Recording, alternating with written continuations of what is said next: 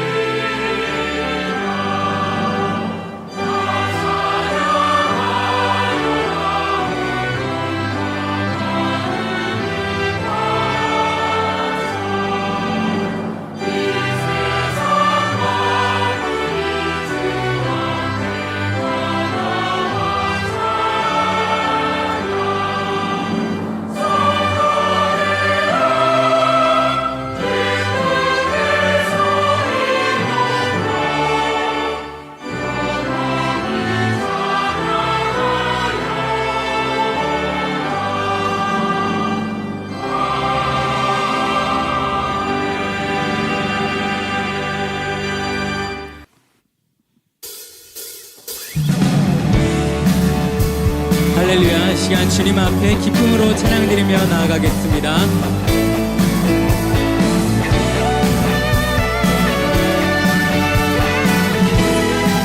맹군 나팔 소리에 맹군 나팔 소리에 주의 호령 났으니 십자가의 군기를 높이 들고 나가서 선한 싸움 다 싸우고 의의 면류관 받았으리라. 선한 싸움 다 싸우고 의의 면류관 예루살렘 성에서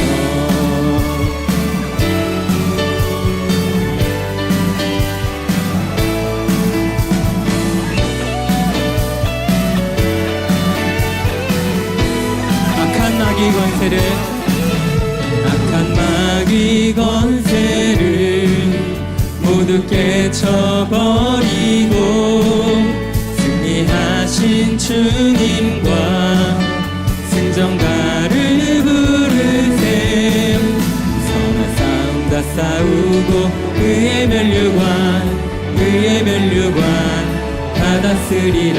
선한 싸움 다 싸우고 의의 면류관 예루살렘 면류관 받으리 저 요단강 건너 싸움 마치는 날 의의 면류관 예루살렘 달려갈 길 다가고 싸움 모두 마친 후 주와 함께 기쁨을 용사들아 누리셈. 선한 싸움 다 싸우고 의의 면류관 받았으리라. 선한 싸움 다 싸우고 의의 면류관 선한 싸움 다 싸우고 의의 면류관 받았으리라.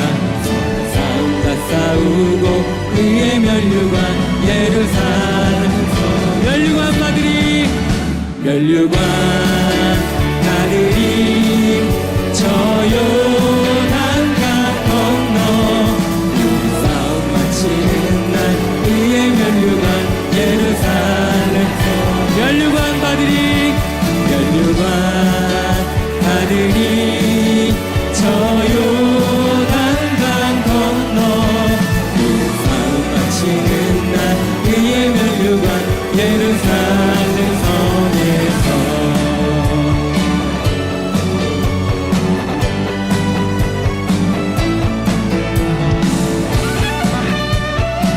어떤 상황 속에서도 오직 주님만을 예배하고 주님만을 찬양하며 사는 삶을 살아가길 소망합니다. 주님께 영광의 박수로 나아가겠습니다.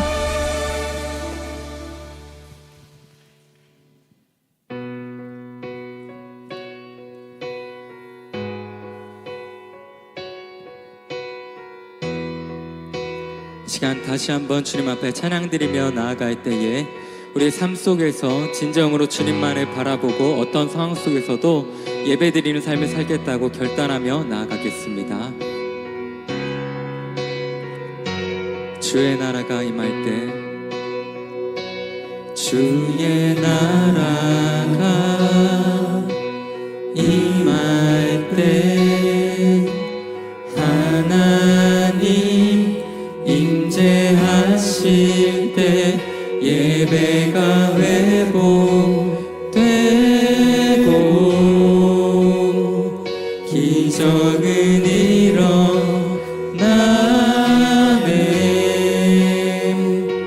전능하신 주 영원하신 능력의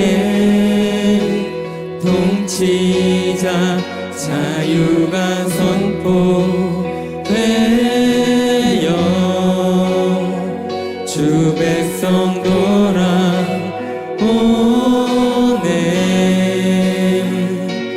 하나님 나라 임하소서.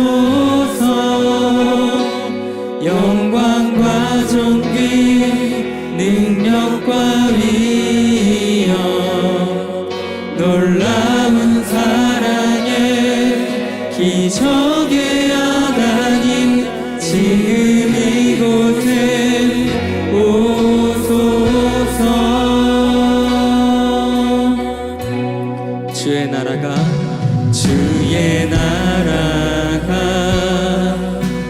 임할 때 하나님 임재하실 때 예배가 회복되고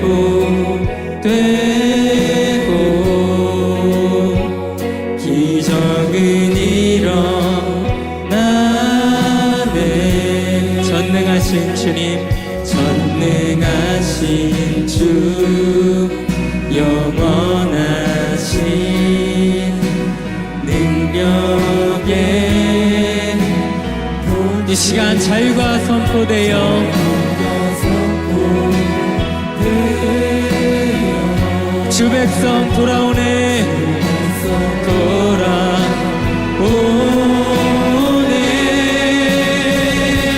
하나님 나라 임하소서.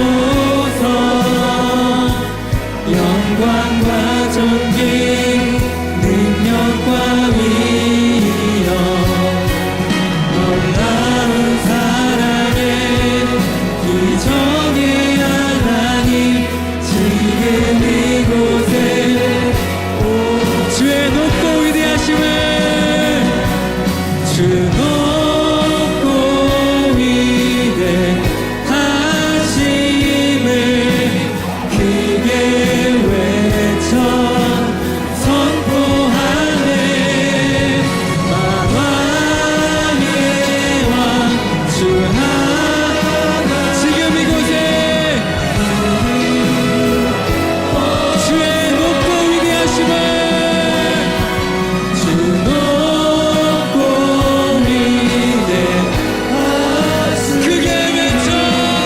크게 외쳐 선포하네. 만왕의 왕 주 하나님 우리 목소리로 하나님 나라 임하소서. 영광과 존귀 능력과 위엄 놀라운 사랑의 기적의 하나님 지금 이곳에 하나님 나라 임하소서. 하나님 나라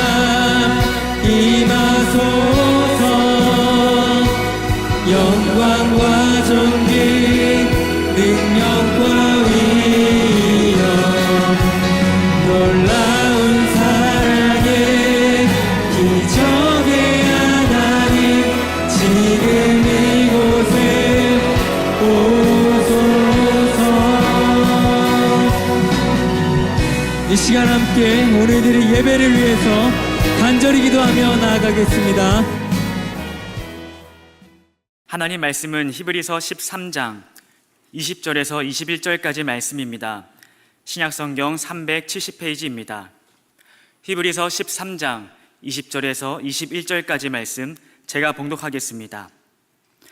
양들의 큰 목자이신 우리 주 예수를 영원한 언약의 피로 죽은 자 가운데서 이끌어내신 평강의 하나님이 모든 선한 일에 너희를 온전하게 하사 자기 뜻을 행하게 하시고 그 앞에 즐거운 것을 예수 그리스도로 말미암아 우리 가운데서 이루시기를 원하노라. 영광이 그에게 세세 무궁토록 있을지어다. 아멘.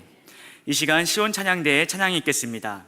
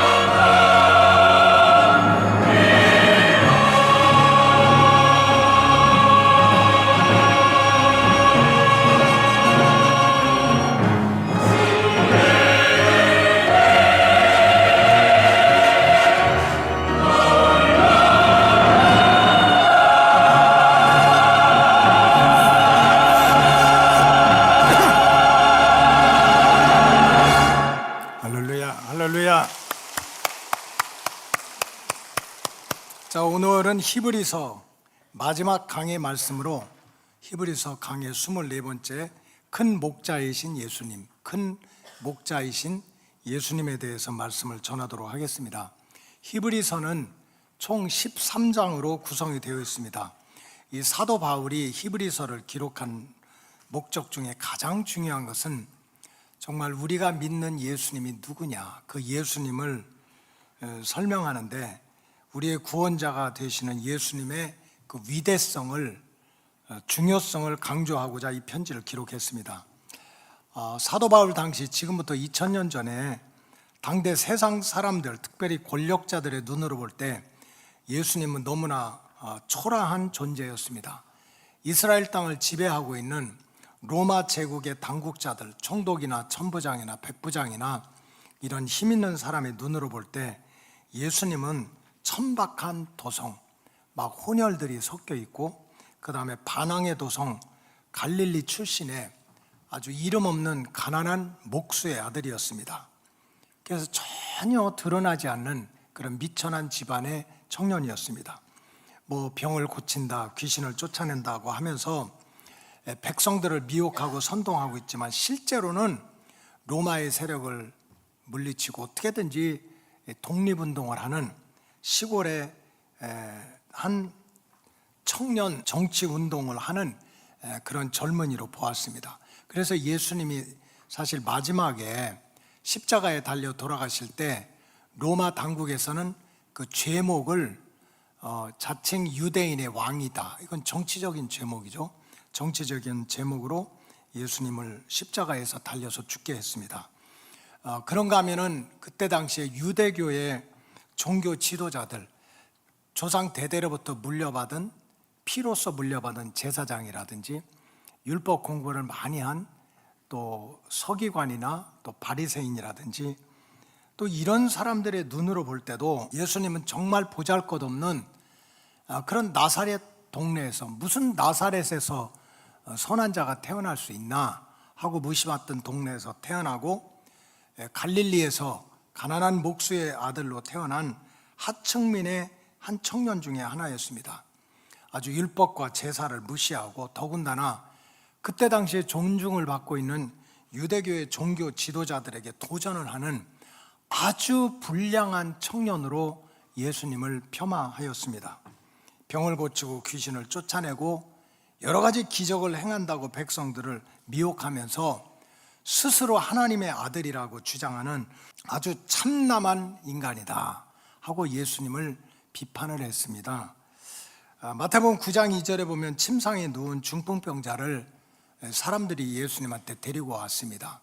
그때 예수께서 그들의 믿음을 보시고 중풍병자에 이르시되 소자야 안심해라, 내 따라서 죄사함을 받았다. 그때 당시에는 병에 걸려든지 사업에 망하든지 모든 것이 죄 때문에 오는 줄로 알고 있었기 때문에 내가 죄사함을 받았어, 그러니 너는 이 중병에서 고침받을 거야 하는 치료와 축복의 말씀을 준 겁니다. 그런데 이 말을 듣고 유대교의 종교 지도자들이 어떻게 저렇게 함부로 얘기할 수 있느냐, 죄를 사하실 수 있는 분은 하나님밖에 없는데 자기가 하나님이냐, 어떻게 죄사함을 받았다고 할 수 있느냐, 정말 불량하고 아주 못된 청년이구나 하고 비판을 하면서 3절에 보니까 서기관들이 속으로 이르되 이 사람이 따라서 참남하도다, 참남한 청년이다 하고 그렇게 비판을 했습니다.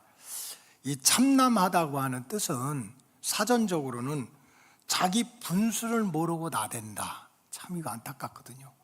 자기가 누구인 줄 알고 그렇게 나대는 것을 갖다 참남하다 이런데, 성경에서의 참남하다는 뜻은 자기 분수를 모르고 하나님께 도전을 하는 영적으로 아주 대역 죄인이다, 그런 뜻입니다. 그래서 로마의 세력이나 유대의 교권주의자들은 가난하고 목수의 아들이고 아주 천박하고 또 그렇게 기존 세력에게 도전을 하는 불량한 청년으로 봤습니다. 그러나 사도 바울이 부활하신 예수님을 만나고 그 예수님을 체험하고 예수님께로부터 성령을 받고 나니까 전혀 그게 아닌 거예요. 자기를 구원해주고 자기를 천국 백성 삼아주시고 성령의 기름 부음을 받고 보니까 예수님이 전혀 그런 분이 아닌 거예요. 그래서 사도 바울은 히브리서를 통해서 사도 바울은 우리가 믿는 예수님은 전혀 그렇게 로마의 세력자들이나 유대 종교 지도자들이 비판하는 그런 분이 아니다. 우리가 믿는 예수님은 히브리서 전체를 보니까 첫째는 따라서 천사보다 뛰어나신 분이다 그랬어요. 천사보다. 히브리서 1장 4절은 그가 천사보다 훨씬 뛰어났다. 여러분, 천사는 시공을 초월합니다. 이 공간을 넘어설 수 있고요, 정말 하늘과 땅을 오가면서 하나님의 말씀을 전하고 하나님의 뜻을 전하는 하나님의 신보능권 메신저입니다. 아까 우리 인간이 따라갈 수가 없어요. 우리 인간이 어떻게 하늘로 올라갔다 내려갔다 이 공간을 이동을 할 수가 있겠습니까? 그래서 천사가 대단한데, 그러나 바울은 우리를 구원하신 예수님은 그 천사는 아무것도 아니야. 천사는 하나님의 뜻을 전해도 하나님의 뜻을 행해도 메신저, 심부름꾼에 불과해. 그러나 우리가 믿는 예수님은 하나님의 기업, 하나님의 사업체, 하나님의 유산을 몽땅 물려받은 하나님의 아들이시다. 여러분, 심부름꾼하고 아들하고는 비교할 수가 없잖아요. 그래서 우리가 믿는 예수님은 천사보다 뛰어난 분이다. 그 다음에 또 히브리서 3장에 보니까 모세보다 뛰어난 분이라고 했어요. 모세보다. 히브리서 3장 3절에 그는 모세보다 더욱 영광을 받으실 분이다. 여러분, 모세가 얼마나 훌륭합니까? 430년 동안 애굽에서 종살이 하던 자기 백성들을 그 사슬에서, 그 무시당하면서 다 구원해낸 사람이 모세예요. 그래서 지금까지도 이스라엘 백성들이 아들을 낳으면 제일 많이 짓는 이름이 모세입니다. 모세. 왜 그럴까요? 좋으니까. 여러분, 혹시 고씨 중에 너무 옛날 얘기인데 자기 아들을 재봉이라고 짓는 사람이 있습니까? 고재봉. 이거 못 알아듣는 사람들은 아주 젊은 사람들이에요. 이 고재봉은 도끼를 들고 사람들을 갖다가 얼마나 많은 사람들을 죽인지 몰라요. 아주 못된 흉악한 죄인입니다. 그런 죄인 이름을 누가 짓겠어요? 근데 그냥 아들을 낳아도 모세로 짓고 싶고 손주를 낳아도 모세로 짓고 싶은 건 그렇게 귀한 거야. 그렇게 훌륭하신 분이야. 제가 아들을 낳았습니다. 정확하게 얘기하면 우리 식구가 낳았지만, 그래서 아들한테 이름을 좀 좋은 이름을 짓고 싶어요. 그래서 다 기도하는 가운데 5대양 6대주를 다니면서 참 주님의 복음을 전했으면 좋겠다 하고 기도하는 가운데 이름을 줬습니다. 전대협. 이렇게 했더니 우리 식구가 반대를 하는 거예요. 그러잖아도 전국 대학생 협의회가 온 나라를 시끄럽게 만드는데 무슨 아들놈까지 전대협을 시켜가지고 세상을 소란하게 하려고 그러냐. 그래서 어떡합니까? 알았다고 이제 포기했어요.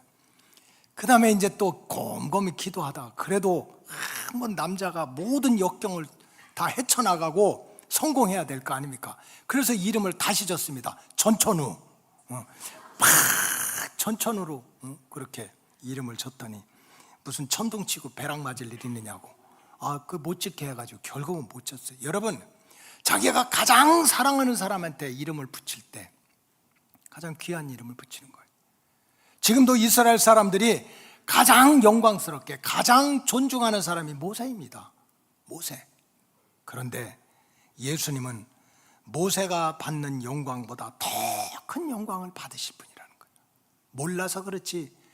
모세는 그 시대 그 환경에서 그 사람들을 구원하다가 죽었지만 예수님은 그런 모세와 비교할 수 없는 더 위대한 구원의 역사를 이뤘다는 거예요. 그런가 하면은 또 히브리서 4장에 보면은 예수님은 아론의 제사장직보다도 더 뛰어난 제사장이다 그랬어요. 큰 대제사장이다. 히브리서 4장 14절에 보면 그러므로 우리에게 큰 대제사장이 계시니 승천하시니 곧 하나님의 아들 예수라 그랬습니다. 여러분, 구약 시대는 매년 1년에 한 번씩 순차대로 제사장 중에 대제사장이 양이나 소를 잡아서 피를 가지고 성소, 지성소 안에 들어가서 1년 동안 자기 백성들이 지은 죄를 용서해달라고, 속죄해달라고 이 어린 양과 소를 잡은 피를 가지고 그 죄사함을 받는 그런 제사를 드리니까 대제사장이 얼마나 중요한 직책입니까? 그러나 예수님은 소나 양을 잡은 것이 아니라 자기가 죽음으로, 자기가 십자가에 달려 피를 흘림으로, 자기 피로 자기 백성들을 구원하신 분이에요. 그것 때문에 하늘로 승천하신 분이니까 뭐 1년에 한 번씩 돌아가면서 맞는 제사장들하고는 비교할 수가 없는, 정말 예수님은 이렇게 천사보다도 모세보다도 아론보다도 뛰어나신 분이시다, 이거를 계속해서 강조하는 게 히브리서입니다. 그래서 사도 바울은 히브리서 13장 전체를 통해서 좀 지식적으로 역사적인 측면에서 교리적인 관점에서 예수님에 대해서 설명을 하는데, 그 초능력을 행하는 천사보다도 뛰어나신 분이고, 모세보다도 위대한 분이고, 아론보다도 더 큰 제사장이 바로 예수님이다, 이렇게 지식적으로 계속 강조했는데, 그러나 히브리서의 결론, 요 짧은 마지막 부분에서는 예수님을 어떤 지식적으로 또는 교리적으로 역사적인 관점에서가 아니라 하나님의 백성들을, 주의 백성들을, 주의 양떼들을 먹이고 돌보고 사랑하고 지켜주고 보호해 주시고, 처음부터 다시 할게요. 이런 지식적이고 교리적인 것이 아니라 이 히브리서의 마지막 부분에서는 하나님의 아들, 하나님의 딸, 하나님의 백성, 양떼들을 먹여주고 지켜주고 보호해주고 함께 하시는 그러한 목자의 관점에서 예수님을 설명하고 있는 거예요. 한 시대의 역사를 막 그렇게 책임졌다. 여러분, 그 시대에는 대단했지만 모세가 나하고 무슨 상관이 있겠어요? 또 천사가 대단한 능력이 있었지만, 아론이 대단한 사명을 감당했지만 나하고 무슨 상관이 있어요? 그래서 이 히브리서 마지막에서는 그런 지식적이고 교리적인 것이 아니라 오늘도 자기 백성, 자기 양떼들을 먹여주고 돌봐주고 사랑해주고 지켜주고 보호해주는 목자의 관점에서 예수님을 설명하고 마무리하는 것이 바로 결론의 내용입니다. 그러면서 예수님은 그것도 작은 목자가 아니라 아주 큰 목자가 되시는 분이 바로 예수님이시다. 히브리서 13장 20절에 보면 양들의 큰 목자이신 우리 주 예수, 많은 목자가 있지만 진짜 양들을 위해서 대장 목자, 가장 큰 목자는 예수라는 거예요. 여러분, 저와 여러분들은 오직 예수님 그분 때문에 인생이 바뀌고 운명이 바뀐 사람들입니다. 좋은 학교 나와서 똑똑해서 머리 좋아서 부모 잘 만나서가 아니라 오직 예수님 그분 한 분 때문에 죄사함 받고, 그분 때문에 하나님께 무조건적으로 사랑받고 기도하면 응답받을 수 있는 하나님의 자녀로 변화된 사람들입니다. 예수님 그분 하나 때문에 100번 1000번 지옥에 떨어져야 되는데 지옥의 불구덩이에서 건짐을 받고 천국 백성이 되는 구원의 복을 누린 사람들입니다. 그렇다면 저와 여러분들은 자나 깨나 주님 다시 오실 때까지 오직 예수님을 바로 알고 예수님을 바로 믿고 그 예수님을 바로 섬기는 일에 몸과 마음을 다해야 될 줄로 믿습니다. 근데 그러지 못할 때가 너무 많아요. 여러분, 인간관계도 마찬가지예요. 말이 중요한 것이 아니라 마음이 중요합니다. 우리가 신앙생활도 지식으로 하고 머리로 하는 게 아니에요. 정말 열려진 마음을 가지고 하나님과 교통을 하는 거예요. 세상에 우리 인간관계도 말 잘하는 사람, 머리 똑똑한 사람들이 얼마나 많아. 근데 그걸로 온전한 관계, 신앙생활도 하나님과 나 사이에 말 가지고 하는 게 아닙니다. 정말 진실된 마음으로 하는 거지. 우리 교회는 그런 분이 없을 줄로 믿습니다만, 어느 교회 교인 중에 부부싸움을 했대요. 부부싸움. 집사님 네 분이. 여러분, 집사님 네 분이 부부싸움을 하면 됩니까? 그래도 했대요. 뭐 치고받고만 안 했지, 아주 그냥 소리를 질러가면서 싸웠대. 여러분, 부부싸움을 하면 첫째, 꼴 보기 싫어요, 싫어요? 싫지. 부부싸움하면 꼴도 보기 싫어요. 말도 하기 싫어. 그래서 집사님 네 분이 그냥 아주 세게 부부싸움을 하고 꼴도 보기 싫고 말도 하기 싫잖아요. 그러니까 이제 잠을 자는데 당연히 부인은 침대에서 자고 남편은 당연히 소파에서 자는 거지 이렇게. 근데 그 다음 날 그 아내가 꼭 일찍 일어나서 할 일이 있는 거예요. 근데 꼴도 보기 싫고 말도 하기 싫은 남편한테 말하기가 싫잖아요. 그래서 쪽지를 썼어요. 여보라고 부르면 정 붙을까 봐 그냥 썼어요. 6시에 깨워주세요 하고서 그 소파 머리맡에 이렇게 붙여놓은 거예요. 그러고서 잠을 잤는데 아침에 눈을 떠보니까 9시가 훨씬 넘고 10시가 되고 집에는 아무도 없는 거예요. 이런 세상에 이런 일이 어디가 있어. 화딱지가 나가지고 전화를 그냥 남편한테 해서 욕 한마디 해주려고 전화를 하려고 돌아서 보니까 자기 침대 벽에 옆에 쪽지가 붙어 있는 거예요. 무슨 쪽지가 붙어 있나 했더니 6시입니다. 일어나세요. 이런 쪽지가. 둘이 아무런 문제가 없어. 할 거 다 한 거야. 쪽지로 써서 깨워달라고 그러고 쪽지로 일어나라고 그랬고 마음의 문은 안 열린 거지. 말 가지고 됩니까? 인간관계도 머리로 하는 게 아니란 소리예요. 하나님과 우리 사이의 관계는 어떻습니까? 어떤 집사님이 교회 가다 얼떨결에 성경 말씀이 하나 들어온 거예요. 하나님께는 하루가 1000년 같고 1000년이 하루 같다. 아까 뭐 인간이 대단하게 생각하는 건 하나님 볼 때 아무것도 아니고 정말 인간이 아무것도 아닌 거를 생각할 때 하나님은 또 크게 생각하시고 그럼 그걸로 감사해야지. 갑자기 그 말씀을 걸어가지고 하나님한테 복을 받고 싶은 거예요. 그 복을 받으려면 또 하나님하고 얘기를 해야 되니까 어느 날 나를 잡고 하나님한테 기도하는 거죠. 하나님, 제가 성경 말씀을 읽다 보니까 하나님께는 하루가 1000년 같고 1000년이 하루 같다고 하는 말씀을 하셨는데 맞나요? 그랬더니 그럼 그저 나는 하루를 1000년처럼 1000년은 하루처럼 그렇게 생각하고 할 수 있지. 그럼 그걸로 끝나야지. 그러면 집사님 얘기하는 거. 그럼 하나님은 1000만 원을 1원으로 생각할 수도 있고 1원을 1000만 원으로 생각할 수도 있겠네요. 그랬더니 그럼 그 인간들이 생각하는 1000만 원 내가 생각할 때 1원밖에 안 돼.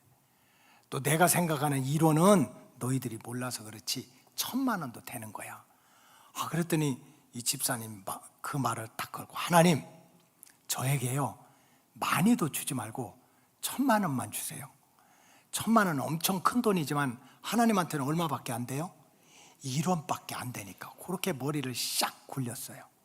그래서 하나님은 1000만 원도 1원밖에 안 되니까 그까짓 거 나한테 1000만 원만 주세요. 그랬더니 하나님이 또 달라고 하면 주는 분이에요, 안 주는 분이에요? 알았어, 줄게. 걱정하지 마. 기다려. 하루 있다가 줄게. 그렇게 대답을 하신 거야. 이거 못 알아듣는 사람은 IQ가 80 이하야. 할 수 없어. 근데 하루가 지났는데 하나님이 안 주는 거예요. 이틀이 지났는데도 안 주셔. 그래서 이 집사님 따져서 하나님 하루 뒤에 1000만 원 주신다고 그랬잖아요. 그러니까 하나님 뭐라고 그랬어요? 하루가 1000년 같아. 이제 999년 362일밖에 안 지났어. 좀 990년 기다려. 그래서 기다리다 죽었대요. 여러분 인간관계 머리로 하려고 하지 마세요. 하나님과 나 사이의 관계도 마찬가지예요.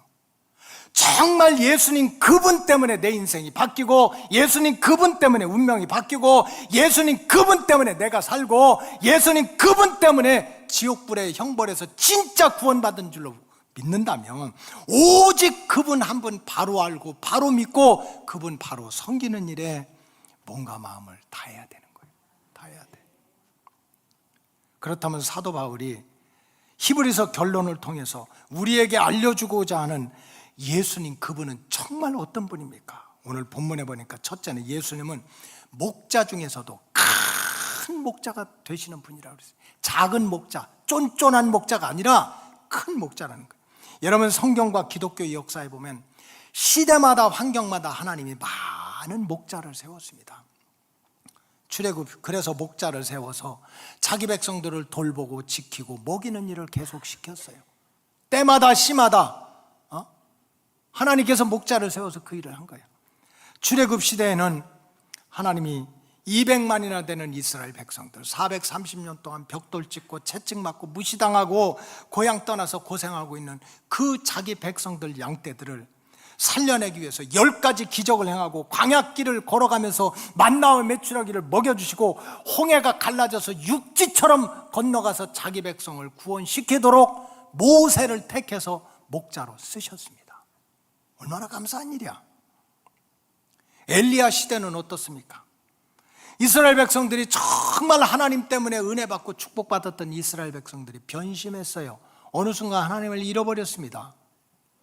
그리고 갑자기 이방과 짝해지면서 세상과 짝해지면서 바알과 아세라 우상들이 막 들어오니까 하나님을 잃어버리고 그저 자식 많이 낳게 하는 거, 돈 많이 벌게 하는 거, 오래 살게 하는 게 다 이 바알과 아세라 우상인 줄 알고 우상단지 만들어 놓고 하나님을 잃어버리고 하나님이 가장 싫어하는 우상 숭배에 빠진 거예요.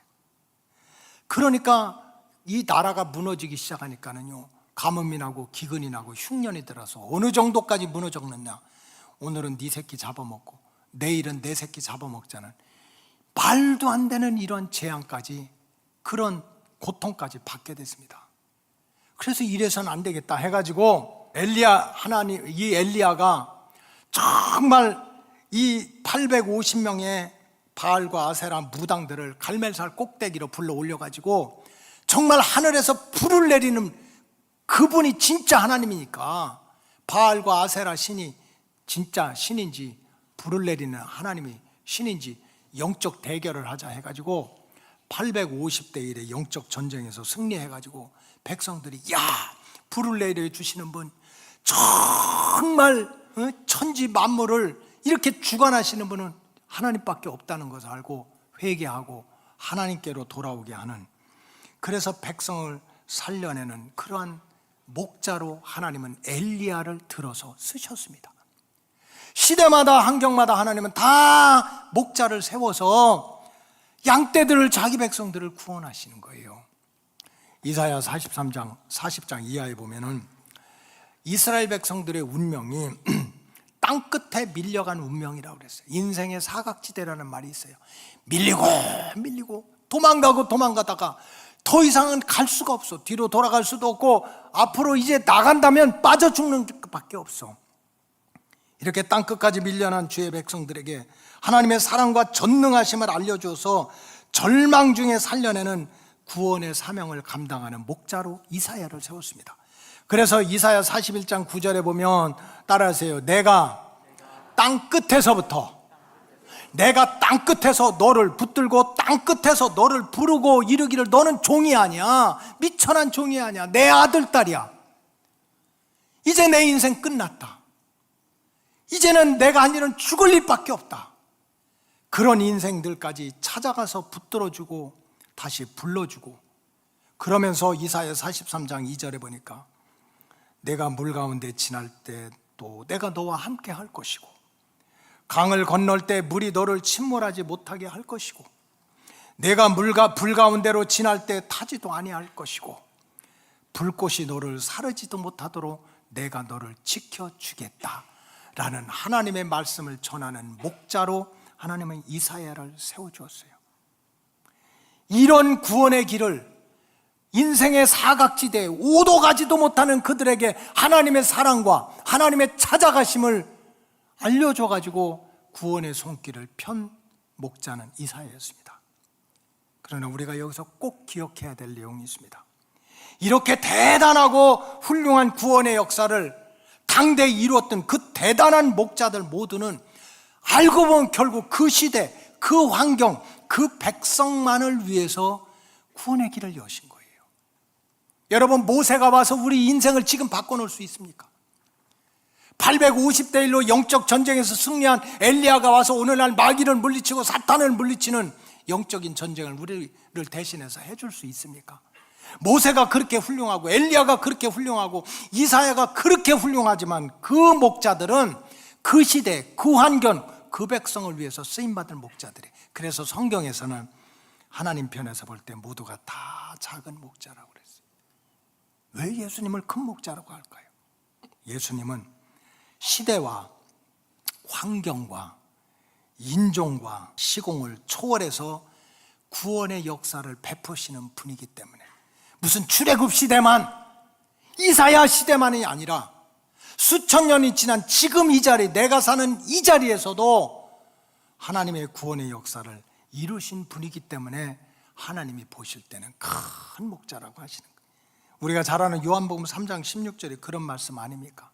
하나님이 따라서 세상을 무슨 이집트나 무슨 베들레헴이나 이런 것이 아니에요. 하나님이 온 세상을 이처럼 사랑해서 독생자를 주셨으니 이는 그를 믿는 자마다, 그 사람이 성공했냐, 좋은 학교 나왔냐, 유명하냐, 잘났냐, 못냈냐, 그걸 따지지 않고 그를 믿는 자마다 모두가 멸망하지 않고 영생을 얻는 길을 열어주시는 분이 예수님이라는 거예요.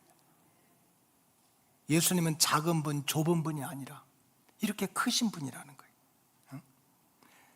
그래서 로마서 1장 16절에 보면 내가 복음을 부끄러워하지 아니한다. 복음은 good news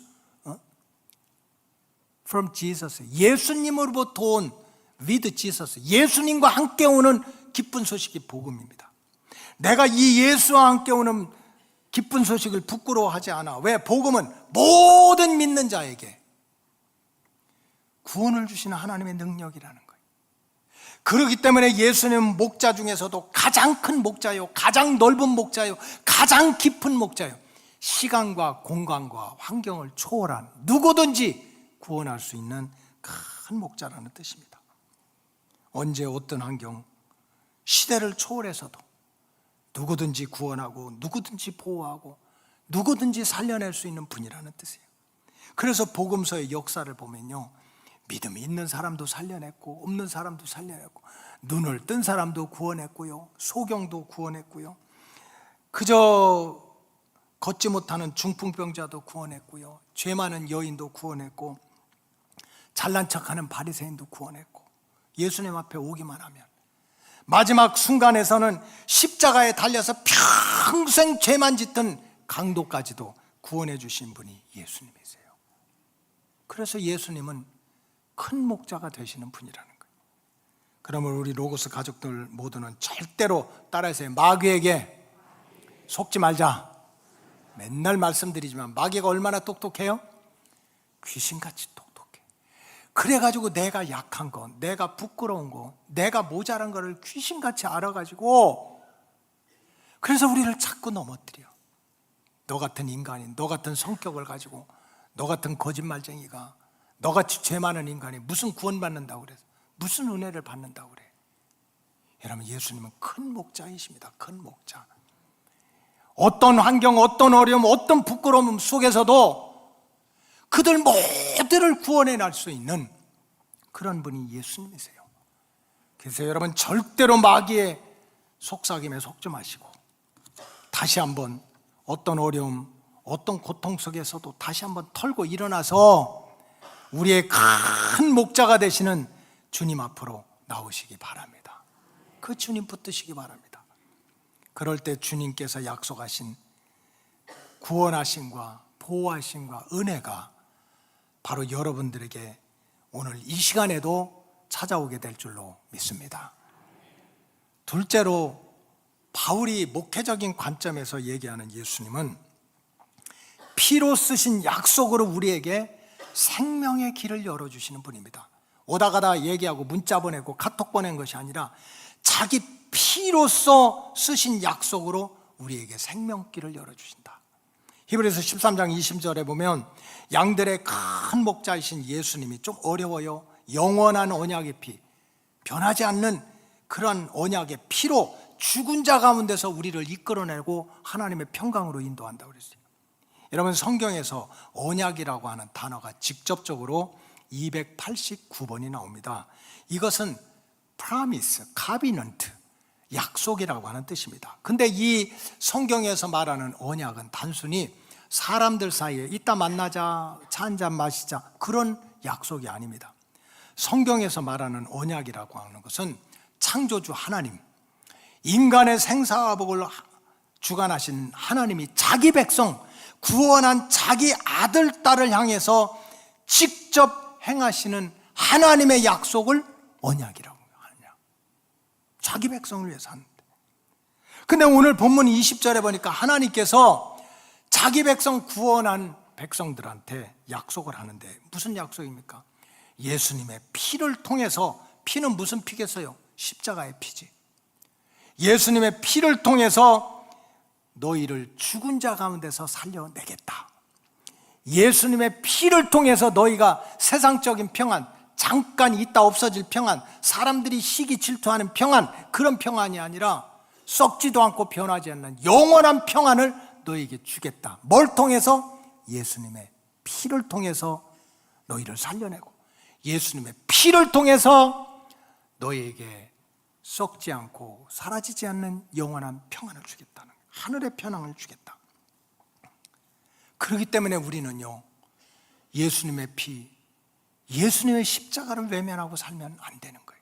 우리가 살기 위해서, 참 평안을 이루기 위해서.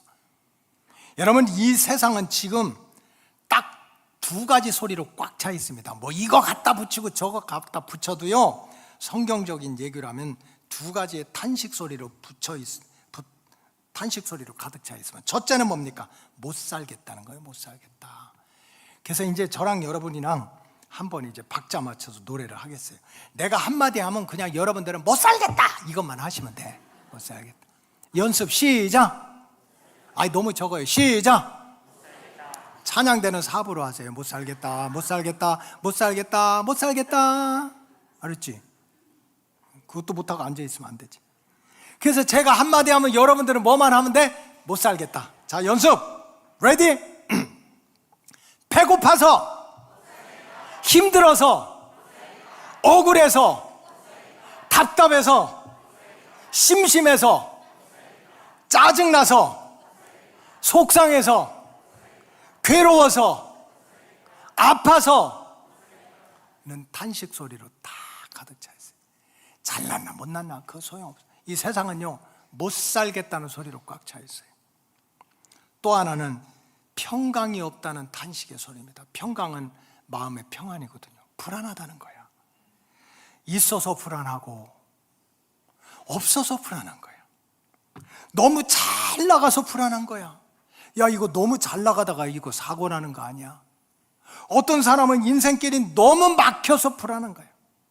전쟁 날까 봐 불안하고, 회사에서 쫓겨날까 봐 불안하고, 사업이 잘 될까 봐 불안하고, 안 될까 봐 불안한 거예요.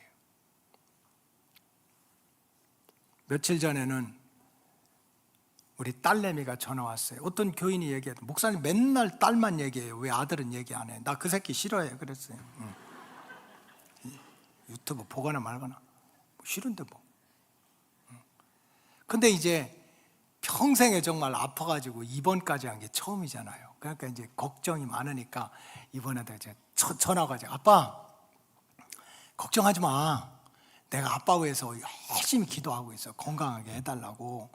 그러니까 너무 좋은 거예요. 우리 딸 저랑 똑같이 생겼거든요. 너무 좋은 거예요. 좋지. 그래도 네가 기도해가지고 아빠 이렇게 새 힘을 얻고 막 이제 설교도 하고 막 그렇다. 너무 좋아. 진짜 땡큐가 베리 마치야. 그래, 그걸로 끝났더니요. 아빠 근데 아빠도 할 일이 있어 그러더라고요. 이게 give and take인 거야. 뭐야 하니까 나를 위해서 기도해야 된다는 거예요. 그게 뭐냐 했더니 지난 한 달 동안에 그 회사에서, 그 병원에서 600명이 잘렸대요. fire. 600명이. 병원이 어렵다, 뭐 경제, 그래서 지원금도 적어들고 막 운영이 안 돼가지고 뭐 의사, 약사, 간호사님들 뭐 막 일하는 사람들, 여러분 생각해 보세요. 한 달에 600명 휙휙 다 잘라놨다는 거예요. 그래서 아빠 기도 세지? 그럼 세지. 그러면 나 안 잘리게 기도해. 그래, 알았어. 잘리려고 하는 놈 잘리라고 할게. 그랬어요. 그래서 그런 얘기를 했어요. 어쨌든 믿음을 가져라 그랬어요. 내가 안 잘린다고 결심하면 안 잘려지는 겁니까? 그래서 사람들은요, 세상을 살아가면 이 세상이 알고 보면 단순해요. 못 살겠다는 거야. 불안하다는 거야. 그래서 사람들이 어떻게 해서든지 죽지 않으려고, 불안하지 않으려고, 어떻게 평안한 삶을 살아보려고 죽게 살기는 노력을 하는 거야. 남들 잘 때 자지 않고, 남들 쉴 때 쉬지 않고 악착같이 살아갑니다. 인정사정 살피지 않아요. 나도 죽겠는데 누굴 돌봐. 부모가 때로는 가족이 소리 질러도 부모가 소리 질러도 형제가 소리 질러도 나도 죽겠는데 나도 불안한데 앞만 보고 달려가. 그러면 여러분 인생 평안하십니까? 여러분 우리 인생을 살펴보세요. 내가 악착같이 산다고 죽지 않으려고 살고 불안하지 않으려고 노력한다고 인생을 안녕하십니까? 여러분 종교개혁을 한 마틴 루터가 21살, 22살 나이에 자기의 인생의 표대 목적을 바꿨습니다. 21살인가 22살 때 자기 친구 하나 가지고 야 소풍 가자 그랬어요. 소풍 가자. 그래서 둘이 놀러 나간 거야. 경치가 좋고 물도 흐르는. 그래서 놀러 나가서 이제 둘이 같이 재밌는 얘기하고 걸어갔는데 갑자기 먹구름이 오더니 소나기가 쏟아지더니 그 소나기 사이에 천둥 번개가 쳤는데 자기 옆에 있는 친구가 벼락 맞아 죽은 거예요. 21살, 22살의 나이에. 그래서 마틴 루터가 그때 깨달았어요. 내가 건강하다고, 내가 무슨 인생의 목적을 세운다고. 아니 그 청년이 친구랑 같이 이렇게 들판을 걸어가다가 벼락 맞아 죽을 거 알았으면 나갔겠습니까? 인생은 모르는 거예요. 그래서 어쨌든 죽든지 살든지 나는 하나님의 영광을 위해서, 하나님의 뜻을 위해서 살아가야 되겠다 하고 수도사가 되고 나중에 이제 종교 개혁까지 하게 됐습니다. 여러분 성경은 이렇게 얘기합니다. 우리를 죽은 자 가운데서 살려내는 분, 우리에게 참 썩지 않고 사라지지 않는 영원한 평안을 주시는 분은 예수라는 거예요. 예수라는 거예요. 자기 백성을 살리기 위해서, 자기 백성을 평안을 주시기 위해서 정말 피 흘리시고 고난받으시고 멸시받으시고 천대받으신 분은 예수밖에 없다는 거예요.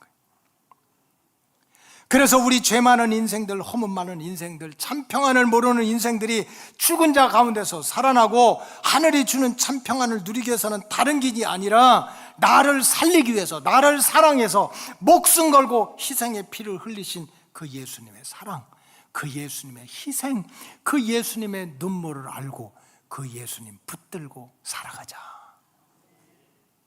이게 지금 바울이 히브리서 결론을 통해서 무슨 지식적으로 교리적으로 하는 게 아니라 정말 지금도 나를 위해서 피 흘리시고 걱정하시고 지키시고 죽을 자리에서 살려내는 분, 평안을 주시는 분은 예수야.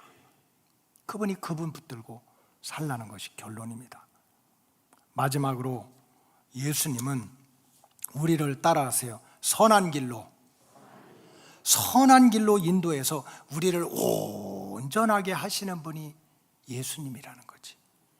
히브리서 13장 21절에 보면 모든 선한 일로 너희를 온전하게 하고 하나님의 뜻을 행하게 하고 그래서 하나님을 영원토록 기쁘게 하는 분이 예수님이라는 거예요.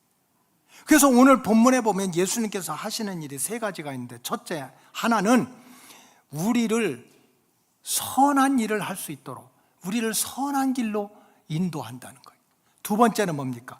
그 선한 일을 통해서 우리를 온전하게 해주신다는 거예요. 여러분 인간은 완전할 수가 없어요. 제가 얼마나 많은 사람을 보니까 어떤 사람은요 너무 착해요. 너무 착한데 너무 게을러. 되는 일도 없고 안 되는 일도 없어. 어떤 사람은요 너무 앞장서. 목사님 걱정하지 마세요. 그까지 갈 수 있습니다. 맨 앞장서서 얘기해. 근데 그 이틀은 안 나타나. 사람은 누구든지 완전한 사람이 없어요. 마음은 평안데 몸이 아프든지, 몸은 건강한데 마음이 썩어 문드러지든지, 가족들끼리 너무나 사이 좋은데 먹고 살기가 힘들든지, 먹고 사는 건 차고 넘치는데 집구석이 그냥 지옥같이 되든지. 완전하질 않아요. 온전하질 않아. 그런데 우리를 온전하게 선한 일을 통해 가지고 우리를 온전하게 해주시는 분이 예수님이라는 거예요. 예수님. 여러분 성경적으로 말해서 우리가 이 땅을 살아가면서 왜 불안하고 왜 우리가 죄악의 구렁텅이 빠집니까? 왜 나도 모르게 내 육신은 깨지고 마음은 불안하고 영적으로는 타락해서 하나님을 떠나고 나도 모르게 멸망의 길로 떨어집니까? 오늘 본문에 보면 그 이유가 되는 첫 단추는 다른 것이 아닙니다. 우리가 알게 모르게 적어도 선한 길이 아니라 악한 길로 우리가 자꾸 달려가는 거예요. 길이 많은데 정말 예수님이 인도하는 선한 길은 모르고 자기도 모르게 어리석은 길, 망한 길로 자꾸 가니까 그런 일이 생기는 거예요. 그래서 성경에 보면 인생들의 불행과 저주와 불안과 멸망은 모두가 우리를 선한 길로 인도하시는 주님을 떠났기 때문에 그런 일이 생긴다는 거예요. 호세아 7장 13절에 보면 화 있을진저, 좋은 말이 아니잖아요. 그들이 따라서 나를 떠나, 하나님을 떠나고 구원자를 떠났어. 우리를 선한 길로 인도하시는 주님을 떠났어. 그러니까 결과는 뭡니까? 패망할진저 범죄하였음이라 나를 거슬린다. 결국은 우리를 선한 길로 인도하시는 주님을 떠나게 되면 결국은 망하고 죄짓고 하나님을 대적하는 길만 생기니 우리 인생이 무슨 평안이 있겠습니까? 그래서 사도 바울은 히브리서 결론은 내리는 게 뭡니까? 예수님은 우리를 선한 길로 인도하시는 분이야. 그 선한 길로 인도하시는 예수님을 떠나면 죽는다. 예수님 떠나면 평안이 없다. 예수님 떠나면 죄 짓는다. 예수님 떠나면 패망한다. 그러니까 우리는 죽든지 살든지 예수님께 붙어 살아야 된다는 거예요. 붙어서 떠나서는 안 된다. 예수님도 똑같은 말씀 하지 않으셨습니까? 요한복음 15장에 보면 나는 포도나무다. 너희는 가지다.